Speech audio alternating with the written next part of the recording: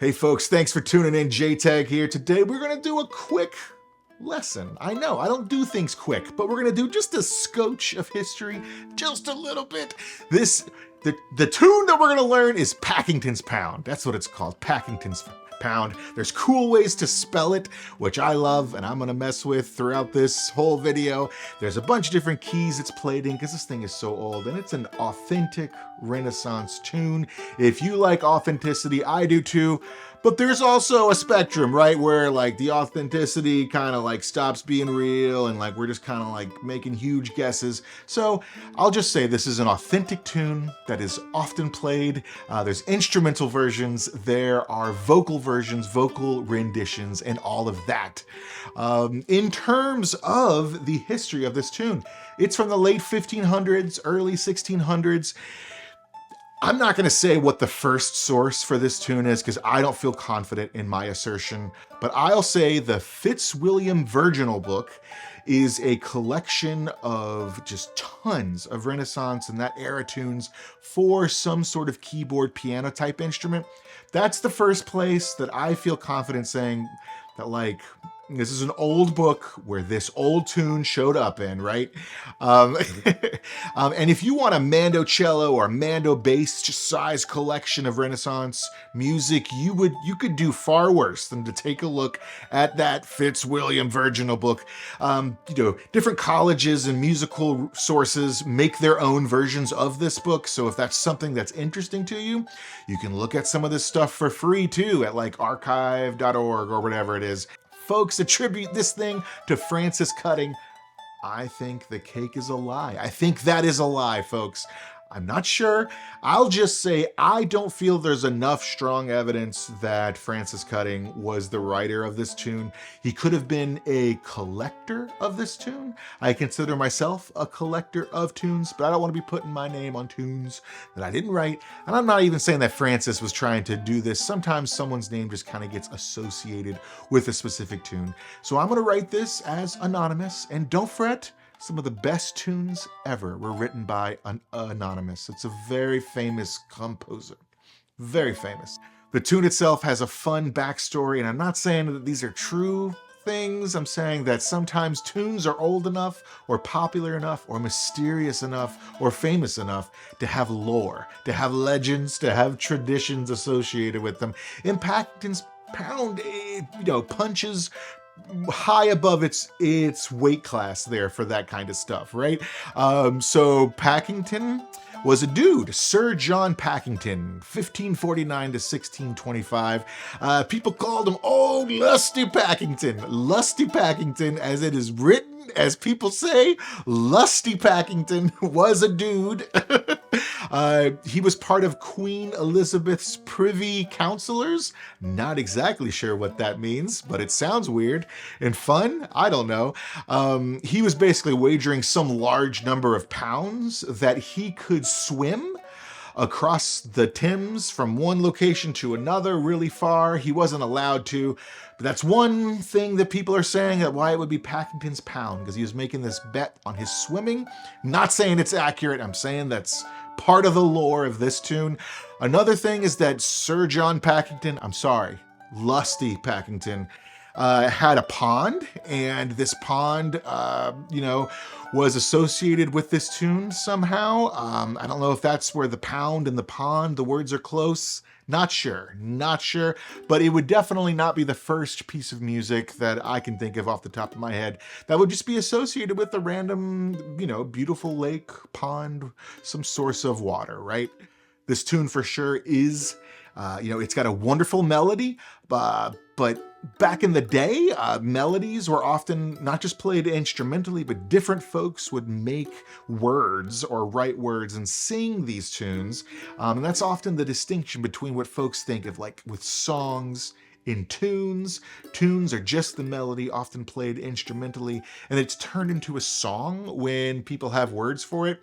There's just huge amounts of like broadside ballads and just lots of different lyrics written to this exact tune. So that's fun. My favorite is probably William Byrd's set of lyrics that kind of talk about the history of dairy and milk products all the way back to Eve, like, Christian Eve. Adam and Eve. It's a weird song. Give it a listen because you should hear people doing fun things with it, right? Again, it's part of the lore of this song. Anyway, this tune is popular, right? Before 1700s, I can find a couple different sources saying that this tune was more popular than Greensleeves and Fortune My Foe. So, just like with an Irish session and just like with a bluegrass jam, if you want to play real music with other people, it's just a good idea to kind of start with the classics, right? Just start with the classics. And this tune was extremely popular, and it still, I think, enjoys a fair amount of popularity nowadays. If you buy a Renaissance tune book for any instrument, there is a reasonable chance this tune is within that tune book. So it's just cool to think of this is a fairly popular tune, and you could just randomly be able to play it with other real people. That said, the keys change over time. Different people are going to play it in different keys for their instruments. That just some keys work better for some instruments than other. We're going to play it in A minor.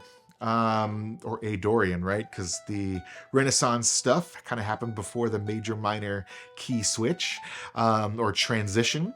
But I think this thing probably works better on mandolin in G Dorian or G minor, D Dorian, D minor, just because we can let some stuff ring, act as pedal tones.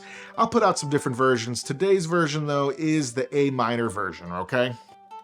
I did arrange this with my buddy Yossarian. This guy looks the part. What is this? What is this? He's playing tunes at real Renaissance festivals. I wanted to give this man something to tocar on his mandolino, right? And so that's what we are doing here.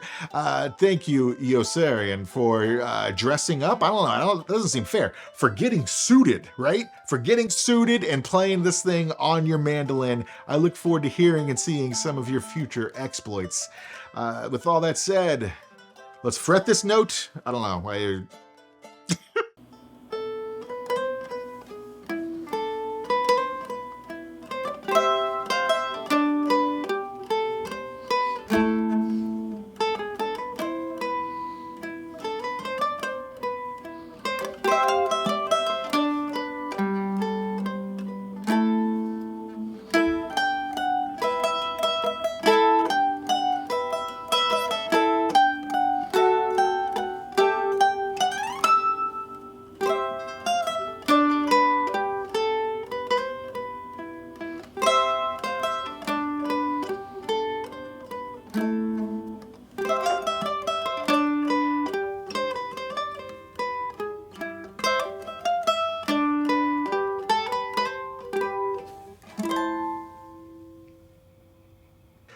Okay, folks, everyone is using a microphone on YouTube nowadays, so this is my Mando mic.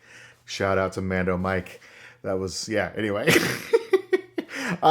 So, lots of folks will put this tune in 3/4. Some folks will put it in 6/8.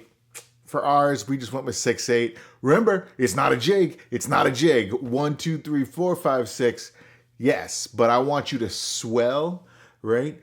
1, 2, 3, 4, 5, 6. 1, 2, 3, 4, 5, 6. Right? Be even with it, and it's not dot, dot, dot. It's do, do, do, do, do, do. Right? Except doubled. Do, do, do, do, do, do, do, do, do, do, do. Nice and easy. Nice and easy. I've got multiple versions of this now on my site. I'm going to give you some options for different places to play some more complex stuff. And it's not going to be exactly what I played for the performance part of this video, for the actual listening to the tune area. But I'm going to teach that. I'm going to teach that here. But I'm also going to show a bunch of different things you could do to make this more complex. I eventually had to drop out some of that complexity because it made it too hard for me to do it like even mostly good. So that's a good thing to think about. And I'll also show that the harmonic, the natural harmonic that I hit at the end of the B section is, shall we say, a little bit of luck. So I did a bunch of takes to get that. So that's just FYI. That's just FYI for you. And we'll also talk a little bit just right now while we're going. Sorry, my Mando mic's not needed anymore. About sul tasto versus natural versus Ponticello. And you'll see me use this throughout a bunch of my videos, but around the 15th or 14th, or the 15th or 12th fret, it depends on the actual mandolin, if I'm honest with you.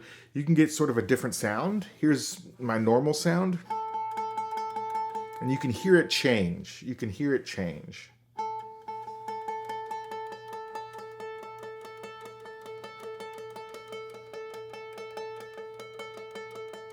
There's a slightly different sound there.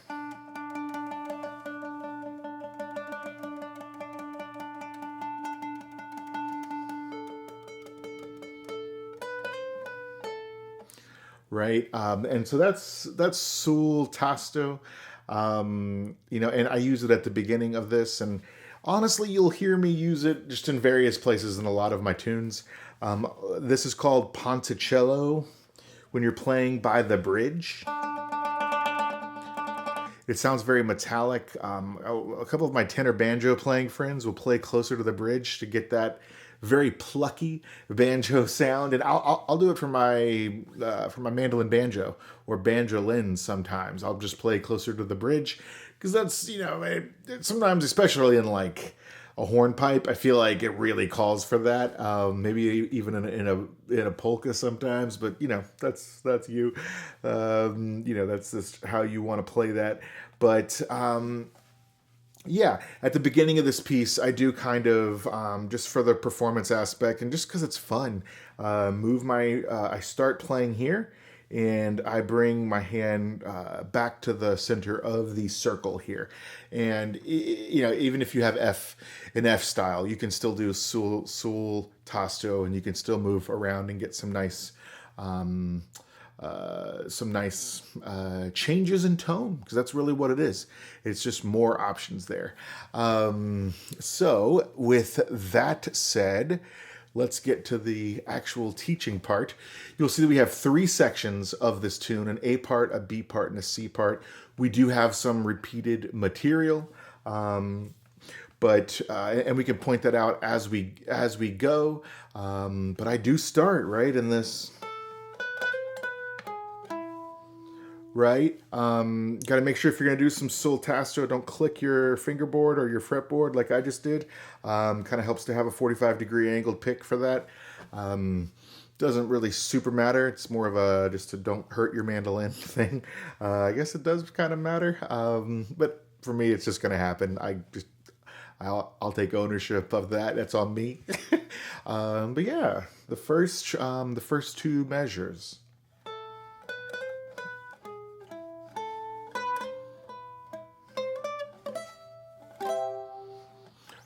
Yeah, I don't think these are too hard, right? 1,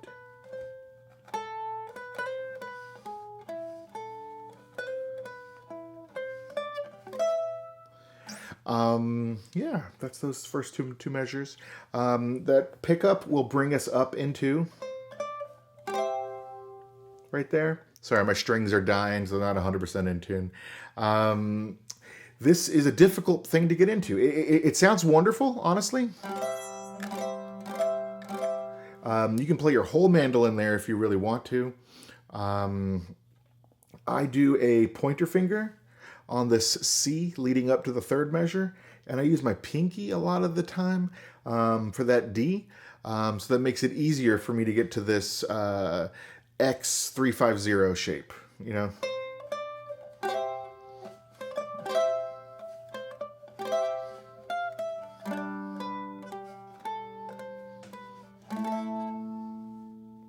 Yeah.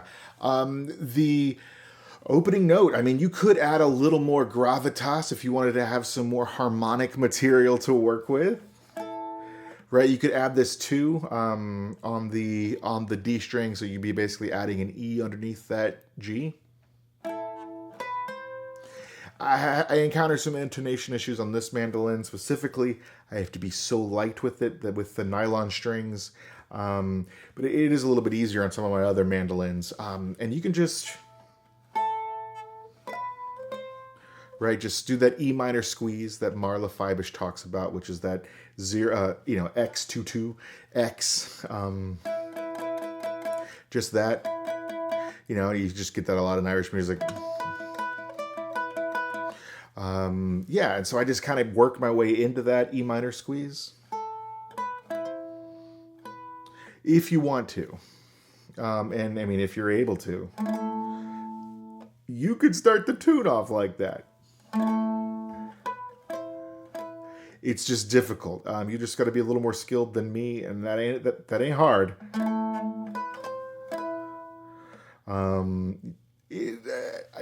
I think it's worth the effort to see if you're able to pull that off.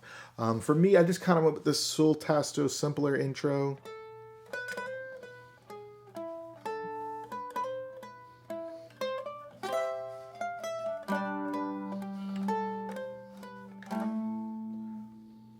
You don't have to end with the 220.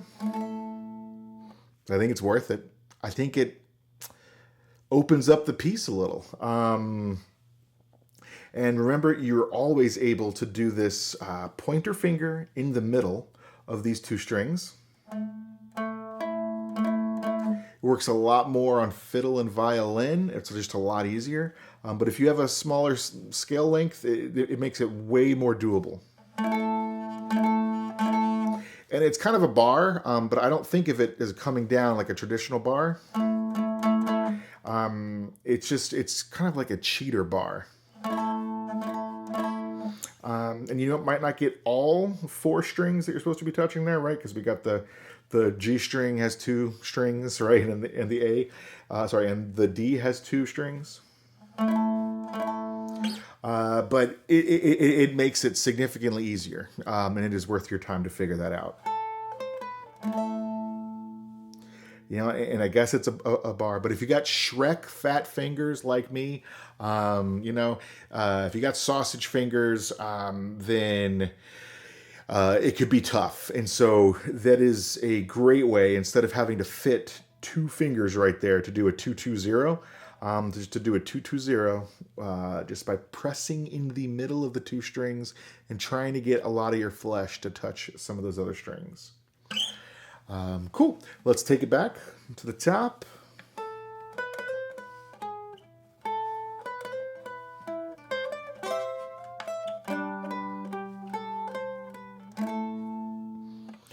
Excellent. Let's go to the next line, starting at measure 5. This is more variations on what's going on here, right? Yeah. I like the G sharp. It's fun. Watch yourself. Make sure you're not going to have some intonation issues. You could try the 7/6. It's going to be tough.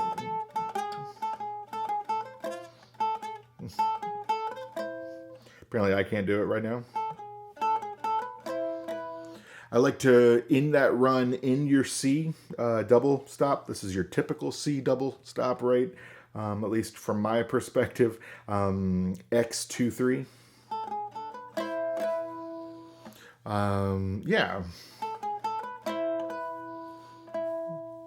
And I just hold that low E. And then tap it once more.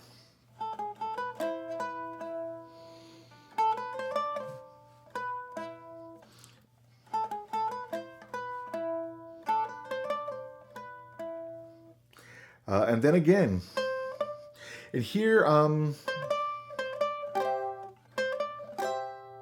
again, it is very much advised from me to do with that pinky on the D, so you can drop that pointer on that 5th fret on your D string.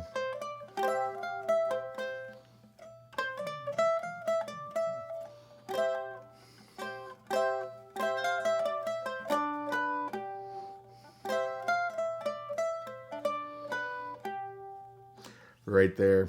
Anyway, let's go back to measure 5.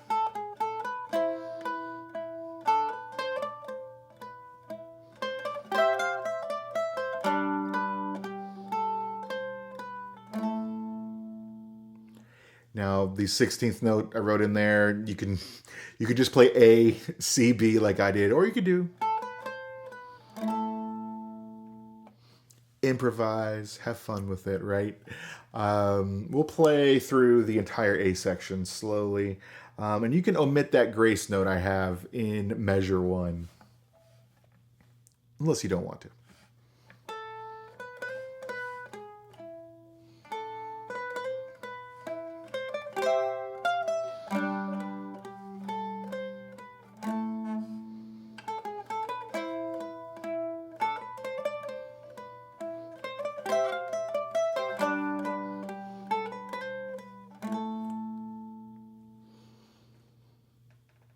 There we go. It's not too tricky. I think the hardest part is honestly intonation. And I think that's going to be a big thing through my whole videos. Intonation's tough for me. I'm always squeezing too hard. I'm trying to figure out ways to squeeze less. Excellent, excellent. Let's take another look at measure 7. That comes up a lot. But it comes up in a lot of things. This is a useful double stop that you can ornament fairly easily. I don't know if you want to call it like a G, maybe it's more of like a C double stop. I'm not exactly sure what folks are going to call it. I'll call it some sort of C because it's got C-E-G in it, right? Just a nice inverted method. But you can add this F on top, really easy. You can have this D on top or inside. You can add this A. You can add the G. If you're in a D-oriented key or A, I don't know. There's just a bunch of things you can do with this.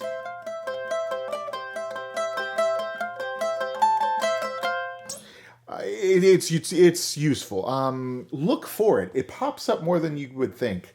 It's in a bunch of my other tunes as well. Let's go to the next section here. The B section is shorter. The B section is honestly simpler than what I have here. It's very dun da da da da da da da. Da, da, da, da, da, da, da, da. I'm getting the pitches there wrong because it's not an easy key for me to sing. But it's a lot of repeated content. So I've added some stuff in here to kind of make it more exciting to play this as a solo mandolin. I mostly, I'm just looking for this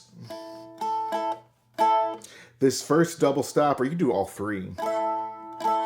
Right? Just E, A, and E. There. I mean, that's mostly what this is.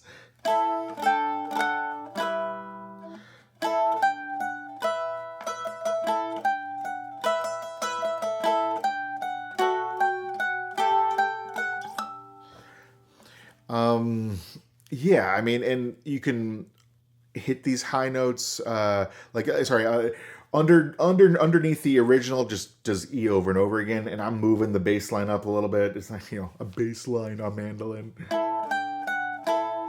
And so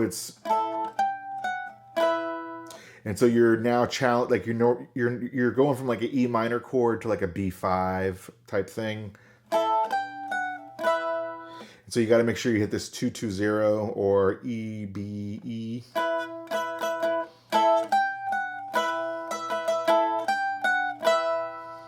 You don't have to strum there. I wrote strum there. I wrote 16th notes originally just to kind of show the strumming, and it made the whole thing look way more confusing and hard. So strum.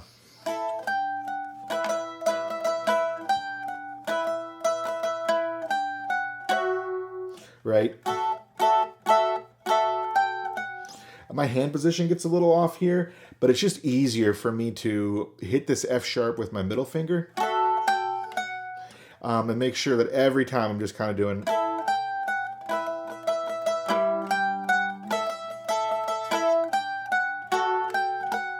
And then I'm doing right there with that G with my ring finger, and then I slide up. You know, and in the performance video, it's a low probability event, right? I'm not hitting it every time right. I more or less chose the performance for this based on the fact that I hit that harmonic more or less nicely. If you listen, I definitely hit the A string a little bit too on accident, but it sounds nice. It's fun. And if you're going to do something like this at the Renaissance Festival, it sounds great. It sounds great. And that's just going to happen. You know, you're bouncing around with people around you and you're playing. I would imagine things are just not going to be super technically accurate. So that is just a fun slide. I'm sliding up with my pointer to give me more control. Right? Oh, and I'm actually touching it with my middle finger for whatever reason. Is what it is. But that's what's going on there. Have fun with it. It's very difficult, in my opinion, to hit that harmonic there. At the 12th fret, but it's fun. I think you should spend some time mucking about with it. Let's move to the C section. In the C section, we got this C double stop coming back for us.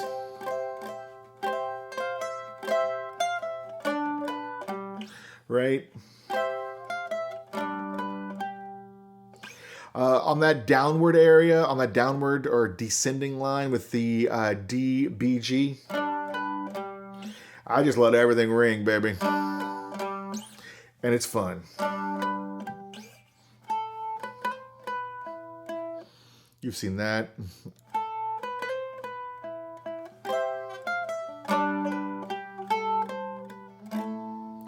This is, I mean, that entire measure 13, 14, 15, and 16 is entirely recycled content from the beginning.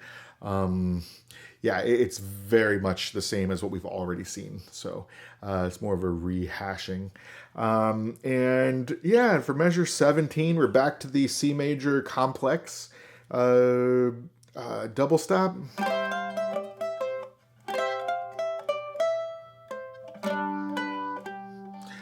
I may not have done that in the video. I'm not sure. I just don't remember off the top of my head because that was last night.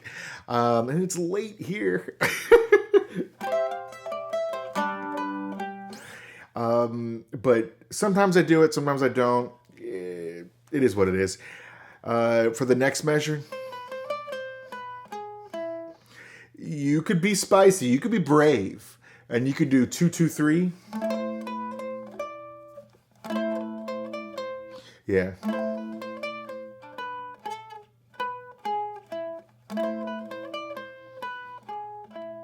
This thing doesn't have dots right here, and so I'm still learning where everything is without needing the dots for reference. Yeah, whatever.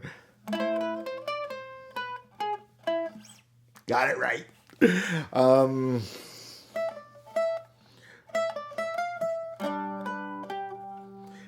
Again, here you could do the C double stop just to add more body and breadth.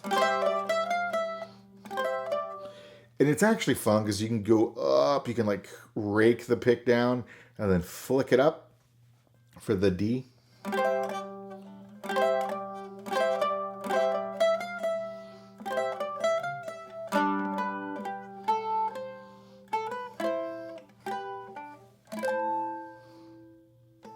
Just to end it off there. We can play through the C part a little bit slow.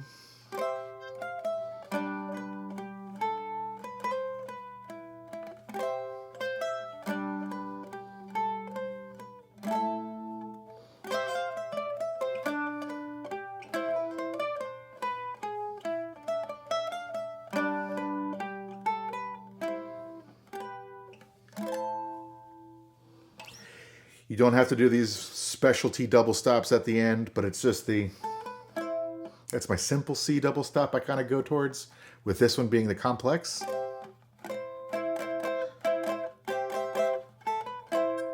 And then I call this just this is just G and B, right? So this is 2 3 5 2, and this is just your basic A minor chord to finish us out. 2 2 3 5. I'm always orienting all my tabs from the bass string on the mandolin. Again, I do a little soltasto at the end for some sonic diversity there, just to do something else, just to be fun. That's how I'm playing the tune. There's 1,000 ways to play it. It's been played on so many instruments. It's been sung by so many people. Make it your own. This is a Renaissance tune. This is like, I don't know, 400 years old, probably a little bit older. I'm not doing the math right now on camera.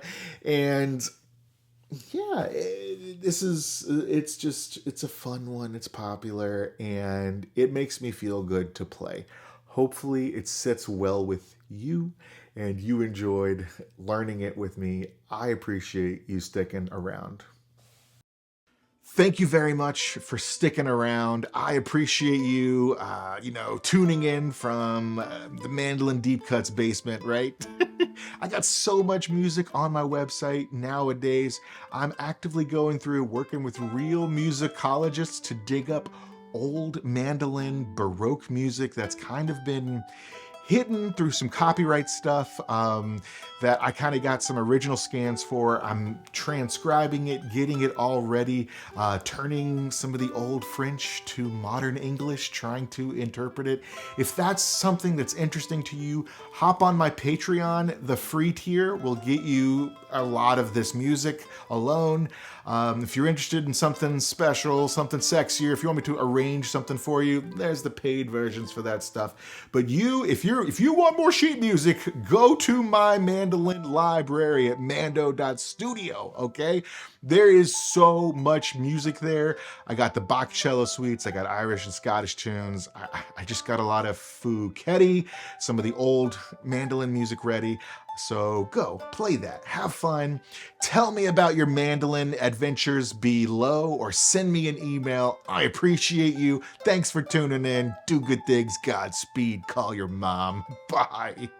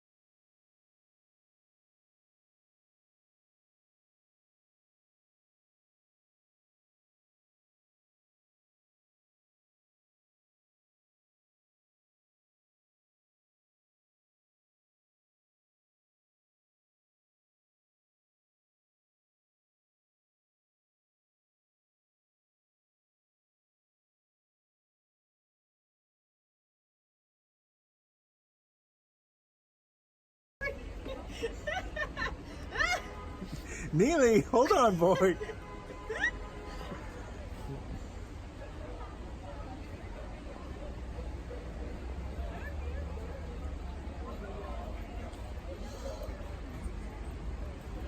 Neeley, hold up. Hold up. You're gonna get a